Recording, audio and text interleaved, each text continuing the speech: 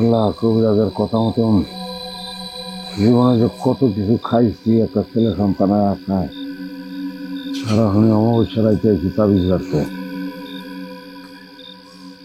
আমার বাপ দাদা 14 গোষ্ঠীর মধ্যে কেউ জীবন অমাবস্যা রাইতে ঘরের বাইরে আইসা তাবিজ গাড়ে না, এরকম জঙ্গলের ভিতরে আয় না। তাবিজ টিকা রাখুন, এবারও যদি পোলা না হয় রে, তোর খবর আছে তাল গোছর গোড়ায় পরে পিঠা রাখুন।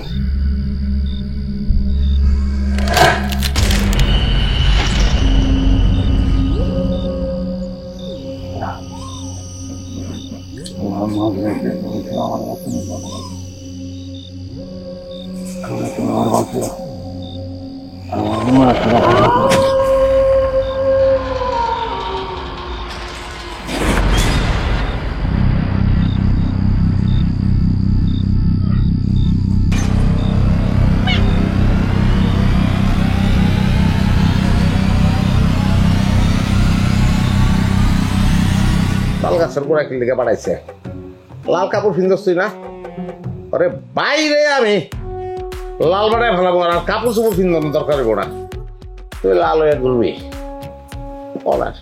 মিয়া ভাই, রাগের মাথায় ভাড়া পাতে চাই দিয়ে আচ্ছা পরে সব কষ্ট বিফলে যাইব। এখন একটু খিস দিয়া দেয় না, উনি সব ঠিক করে দিতেছে। কিছু তো দিয়ে দিছি রে, মারা হাট খিস দিচ্ছি, ঠিক কর। জেহেল দিকে আইছো জেনে যা তুই যা তুই যা যা যা যা বাইর কর বাইর কর। যা যা যা যা জলদি বাইর কর না, মামজা লাগবে তো।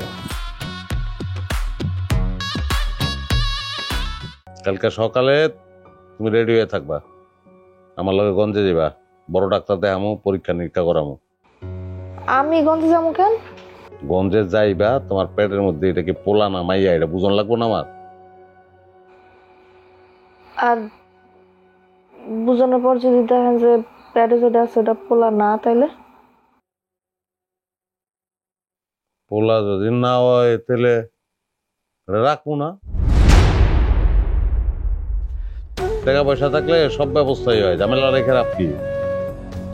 আপনি কি মানুষ? হ্যাঁ, আল্লাহ আপনার একটা সন্তান দিছে, আপনার প্রথম সন্তান। আপনি টাকার জোরে এইসব কথা কইতে পারতেছেন? বুক কাঁপতেছে না, মুখে আটকাইতেছে না? আটকাইবো কি লিগা? তুই তো পয়লা থেকেই জানো যে আমি পোলা চাই, আর তুই কি সবাই তো জানে। কালকে সকালে রেডি হয়ে থাকবি, তোর লয়ে যাবো আমি। আর আমি যদি ডাক্তারের কাছে না যাই?